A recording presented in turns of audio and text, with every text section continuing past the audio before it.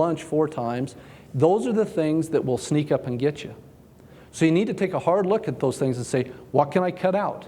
You either have to increase your income or reduce your spending to make that be a positive number, okay? From there, you can now establish your budget. You've trimmed out whatever needs to be trimmed out, and you can begin to utilize those numbers. You haven't changed your lifestyle to speak of. You're still doing basically the same things, but now you're able to record those things for 30 days and see where you're at.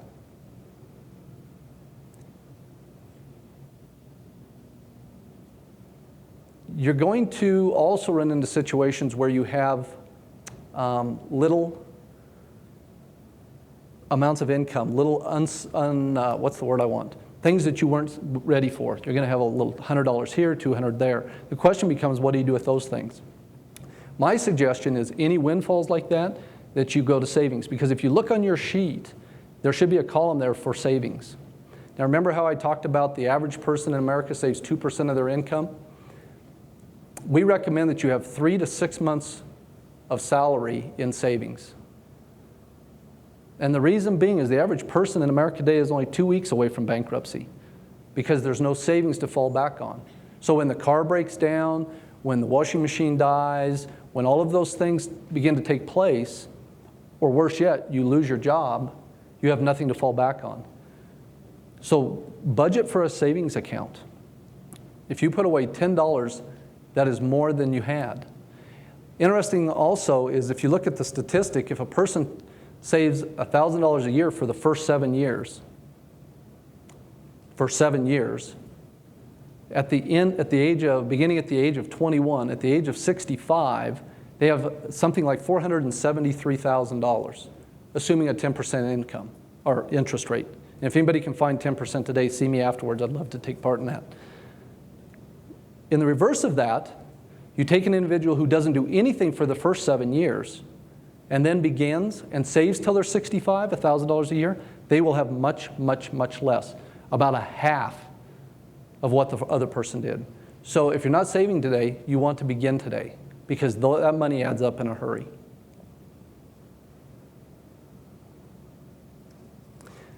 The other question always comes up when we're talking about spending plans is people say, well, what if I have something come up in this area? Or I want to do something special over here. You need to understand you can spend any way you want. If you want to go to dinner an extra time, then that's got to come from someplace in your budget. In other words, if you want to go out and buy a new car, that's fine too. You can do that. But just make sure that somebody's going to house you and feed you and pay all of your utilities and all of those things because that money has to come from somewhere. Does that make sense? So what I'm trying to say is that you're not locked in. If you have a budget of $200 a month to go to dinner, and I'm just grabbing a number in a category, that's fine. You can overspend in that area. But you also need to understand that that money has to move out of another category into that area. We actually had a couple in our last group, early 50s. Pete still uses an envelope system. Whenever he gets his paycheck, he goes to the bank and he cashes it. And at home, he has a category for house payment, an envelope for house payment, envelope for utilities, an envelope for every category. And he takes that money and he literally puts it in there. And he still uses that system. And I asked him, how come? You know, we talk about, well, you got computers, you got all these things. He said, it works for me. He says, when I grab that envelope, if we want to go to dinner, I grab that envelope and it's empty. You know what? We're looking in the freezer to see what we're having for dinner. So don't be afraid. There's a lot of different ways to do that. Now, for some of you, you may already be in that situation where you're like right up to here and you're saying, man, what do I do? You know, we're having huge problems. Some of you may just say, you know what? I don't like the direction I'm going. Some of you may say, you know what? I don't think I can do this budget thing by myself, but I really, really want to do this. Crown offers what we call budget coaches. We have 3 here at the Vineyard. And all told, I think we have about 12 in the valley. But these people will actually, they've been through a training and they will sit down with you and walk you through all the steps. They're not going to tell you this is what you have to do because we have learned a long time ago that that's not going to help. Okay? But if you're struggling or if you want to make sure, just as a check, any of those things, you can contact one of our Crown coordinators here at the church, and they can put you with somebody, and they will be more than happy to walk you through that. If you have your Dawn and Janet's sample, I just want to go over this in a little more detail with you to make sure that you've got this. Let me ask this question. How many of you keep a spending plan or a budget currently? Well, there's a few. Okay, yeah. I saw a graph over here that I'm like going, oh, wow, that's good.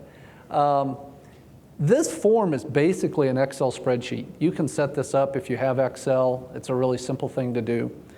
But again, I want to go over this just a little bit.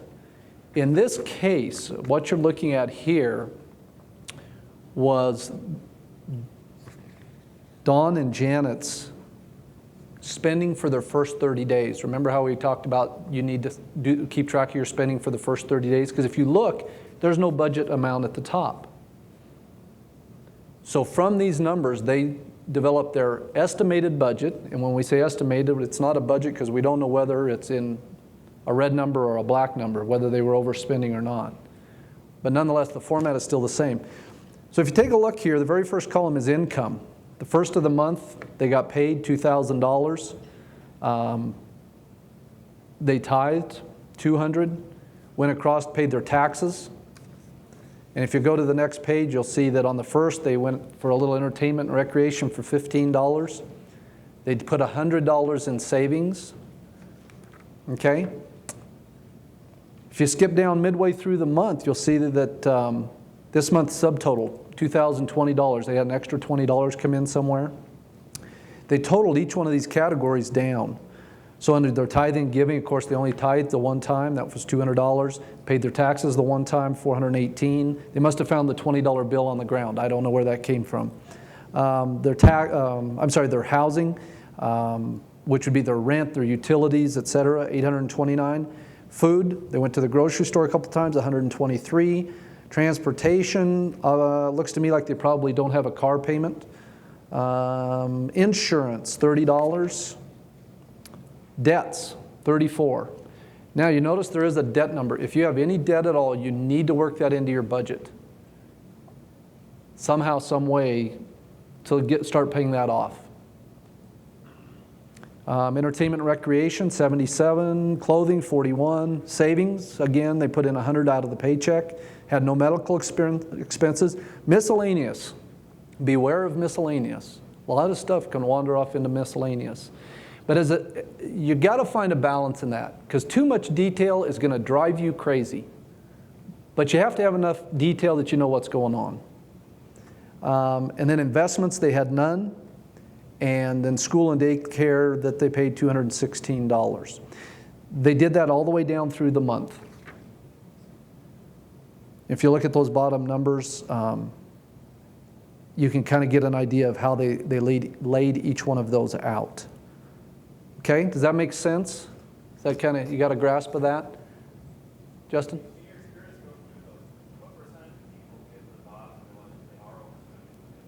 Well, 100% realize it. It's the what percent's willing to change. And that is a good question. And are they willing to make that adjustment in their lifestyle? I mean, for instance, and I'd mentioned it earlier that if they want to increase that entertainment and recreation, and let's just assume that they were right on budget. Every one of these numbers that you see at the bottom for the end of the month was exactly right on what they had budgeted. Let's assume that. Their entertainment and recreation is $242. But let's just say that they wanted to take a weekend and drop an extra $100 and go someplace, whatever. They need to look down through here. Either savings is giving it up, clothing's got to give up part of it. You're going to have to take out one of these other categories to make that up. But I'll tell you, deficit spending, we can learn a good lesson from our government about deficit spending. It doesn't work very well, does it? You got to make sure that those numbers work out, okay? And sometimes it's some short-term pain for some long-term enjoyment. Sometimes it's hard to make those initial changes. How many of you in here are already married? Just a few, okay. Well, One of the questions that always usually comes up is, we're not married yet, how do we do this? Again, I would recommend that right out of the box, you go ahead for that 30 days and keep track as individuals. And the reason I say that is because both of your spending habits are now being tracked. So when you do get married, I know you guys are getting married in October. When are you getting married? You're already married. Oh, I didn't see a hand, sorry. It's the quiet ones up here at the front, yeah. But when you do get married, there's some things that are going to come out of that, because right now I assume you're keeping 2 households. One rent number is going away. So it's going to make it a much easier transition at that point because you already have the track record, okay? How many of you live on a budget today or a spending plan? Does anybody use one today? Did I already ask that question and I forgot? It's that over 40 thing. Sometimes I ask the same question twice. Sometimes I ask the same question twice. So, okay. All right. I'm going to read any questions out there, any comments, anything that's come up before I read some of these? Okay. Yes? How about when you have student loans and one person's already consolidated so you can't go and reconsolidate? Right. The question is, what about student loans? And one is already consolidated debt. Any approach to debt, what I have found for us was the best way was we listed every debt that we had. And we took the smallest amount debt that we had. Now, is that the only one? Just student loans? You don't have to, okay. Okay. What we did is we took the smallest amount and paid it off. And I don't remember, it's been too many years ago, but if it was a $30 a month or $50 a month payment, we took that payment and rolled it into the next one, paid that one off. And let's just say it was a $100 payment plus the 50. We just continued to roll that. And what happened was when we got to that last debt that we had, we were making an enormous payment. I mean, it was the old snowball going down the hill. It was pretty tough to get her started. But once it got some momentum, it was amazing how quickly that debt was wiped out.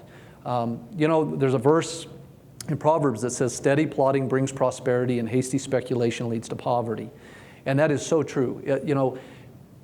You can get in debt just that fast, but it takes time to get out. So just remember, it's steady plotting. It's staying after it, not getting discouraged, not letting the enemy discourage you. And you know what? It's really partnering with God too, because God looks at our hearts.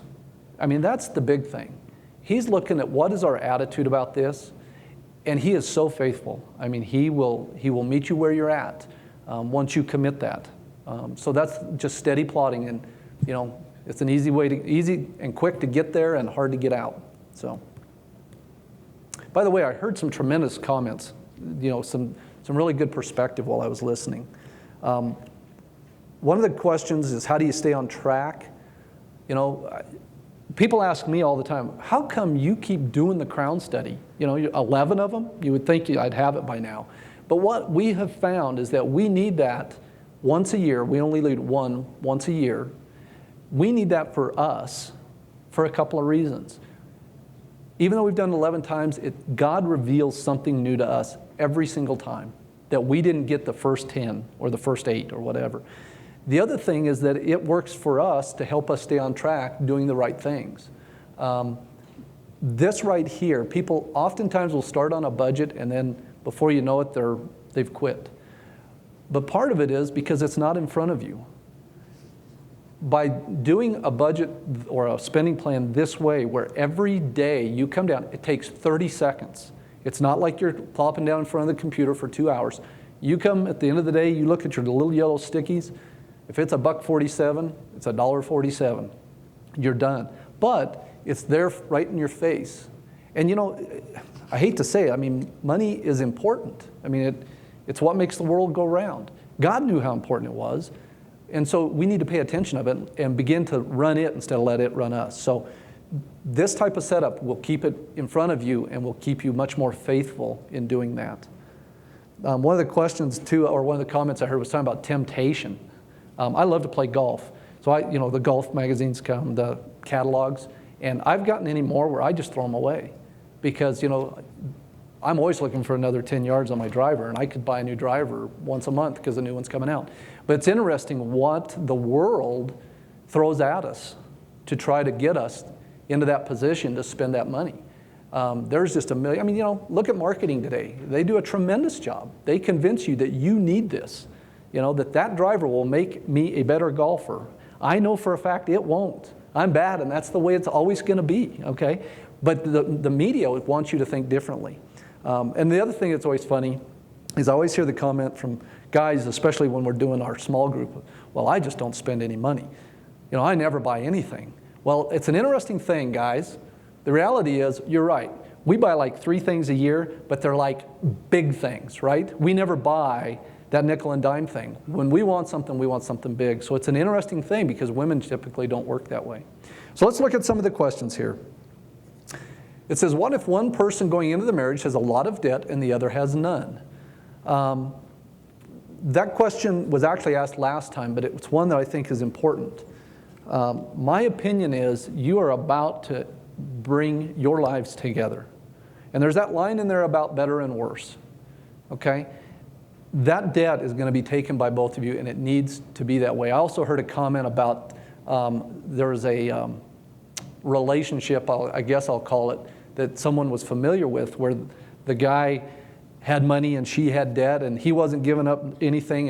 And I have to really look at those situations and say, how strong is this marriage and will it last? And it might. But you know what? You're taking each other with all the baggage, all the mistakes we've made in our lives, and that's coming along, financial or otherwise. So if one of them has the debt, the main thing is that we're upfront and we're honest about it, and that everybody knows what the deal is going in. You have that in part of your workbook to list that stuff out and to share. And it's important that you let each other know. Next it says, is it realistic to not have a car payment? And the answer to that is yes. It is realistic. I want to tell you just a real brief story. When we were in Dallas, we were at a church there, and we had a young lady that was on our worship team. And the poor girl, she drove this car that, in a big city like Dallas, it was actually kind of scary. A lot of us were really worried. I mean, you'd see her coming a mile away because the smoke was pouring out and it was rattling and all of that. And we had known her for probably 4 or 5 years. And one day she drives in, this is 10 years ago, but she drives in a brand new Celica. I'm like, you finally bought a car? And she said, yeah, I paid cash for it. I'm like, you're kidding me. She said, no. She said, what I've been doing for the last 5 years is every month I make a car payment to myself. And she said, but I was willing to postpone that new car. And she said, I walked in and I paid cash for that car. So it is possible. The other thing is that once you buy that first one, or if you are driving a car today that is paid off, make a car payment to yourself every month. Because 2 years, 5 years down the road, when you're ready for that new one, you've accumulated that money. You do your trade-in, you pay the difference in cash, and you're done. Okay? Let me tell you about a wonderful, I actually just bought a new pickup in December. GMAC and GM had a wonderful deal going. GM had $2,000 cash back, and GMAC, if you financed it, would give you $2,000 cash back also. So I was going to pay the difference because that's the way I've done my cars for the last 10 years. So I asked the guy, I said, no, let me get this straight. They're going to give me $2,000 if I finance that. He said, yeah. I said, what's the prepayment penalty? He said, there isn't one. I said, how long do I have to pay it before? He said, there's no limit. I said, great, finance it. A month later, I got my statement to start my payments. It cost me $70 in interest. I wrote him the check. I just made $1,930. So that's the kind of opportunities that having some cash will help you. Does that make sense? In GMAC, I heard a comment about credit cards. Credit cards are not inherently bad. There is nothing wrong with a credit card. It's just whether you're wise with a credit card, okay? If you do not carry a balance, they're a wonderful tool. Matter of fact, I think you should have one. The one I use gives us frequent flyer miles. Every year we fly my mother-in-law from Texas to here free. It's a wonderful thing. And I like my mother-in-law. She's a wonderful lady. Now some of you, I don't know where you're at with your mother-in-law, but I will spend those air miles like that without fail. And it's free. And the credit card companies hate me. They don't like me. I pay no interest, and they fly my mother-in-law here every year. Okay? So there are good uses of them. Okay? Next one. What is the difference between good debt and bad debt? There is a difference between good debt and bad debt, and here's what they are. A good debt is anything that will appreciate. And that really, to me, falls into two categories, especially in our current market here. A home, I'd like to tell you that you have to pay cash for a home, but that's not reasonable. And hopefully, if you buy a home today, it's going to appreciate in value. It's going to become worth more. The other thing is in a business. Anything that will appreciate and gain in its value is a good debt to have. Outside of that, any debt is bad. The other part of this question was, is it okay to co-sign for your kids to help them establish credit? Co-signing is absolutely looked down upon in God's Word. It says very specifically, do not co-sign. That's for family, that's for friends, that's for anybody. Do not co-sign. There are methods out there today that will allow your children or whoever to begin to build some credit. But don't co-sign. Stay away from that one. Next one says, do you suggest keeping a credit card in your wallet, or is it better to have a savings account for emergencies? As I said, credit cards aren't bad. But let me also suggest this. I think as a couple, you should have 2 credit cards. And here's why. One of you should carry the one credit card and the other one should carry the other. If you are traveling and your wallet gets stolen and you have to cancel your credit card, what do? You don't have that one. My suggestion is have 2. The other thing, especially now that you're embarking in this marriage, and actually my wife and I just realized this, is that my wife is not got any credit history. I mean, it's us. So one of the things we did is we got that credit card for her, and she uses it, pays it off every month. But that keeps her current with a credit history. If I die tomorrow and she does not have that credit history, she's in big trouble. So you need to remember that for your spouse, that they need to continue to work on their credit rating, keep that credit rating up there through the use of a credit card if that's the way you're going to do it. Be careful, because that can backfire. If you're capable and you can pay it off every month, then I suggest 2 credit cards, and one under your spouse's name so that they can continue to build their credit history. Do you have any general guidelines for how much money goes into each budget area? I did not bring that with me, but as part of our Crown study, they do have a breakout. If you would like, write this down. It's www.crown.org. If you go on there, you will find, look under Tools, and you will find debt repayment calculators. You will find all those different things that will tell you that if you should spend this % of income for housing. All of that is on the website, and it's a great source. Also, they have go to the library. If you have a question on any financial matter, it's pretty inclusive, okay? So take advantage of that. Tithing. I always get this question. Should you tithe on your gross income or your net income? I honestly believe that you tithe off of your gross income. The Bible talks about first fruits. First fruits means the very first that comes in. And so I honestly believe. And again, I know tithing is always a big issue for some people.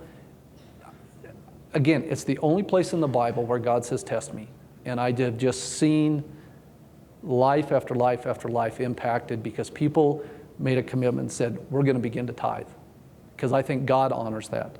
And I don't know whether it was Dan speaking or it was in the 40. How many of you did the 40 days groups recently? Some of you? One of the things that Rick Warren talked about in that was tithing. He was talking about the principle of reaping and sowing. And it's very, very true. You cannot expect to harvest if you're not planting. So, onward. Approximately how much money should a couple keep in savings? Again, we suggest 3 to 6 months worth of salaries in savings. Can you accomplish that tomorrow? No. It's going to take time. Again, we're back to the steady plodding issue. But I would try to get that much in liquid. It doesn't necessarily have to be sitting there in a savings account earning 0.75%, but it needs to be liquid that you can get a hold of should you need it. 3 to 6 months worth of salary.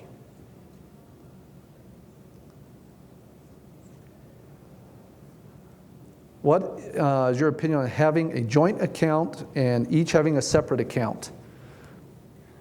That's much like the question of should you have one single, oh, here it is again. Is it better to have money jointly together or keep it separate. I think that when you keep two separate accounts, there is potential for deception. And I know you're all getting married, and you're all saying, oh, I would never do that. The Bible tells us to avoid all appearance of evil.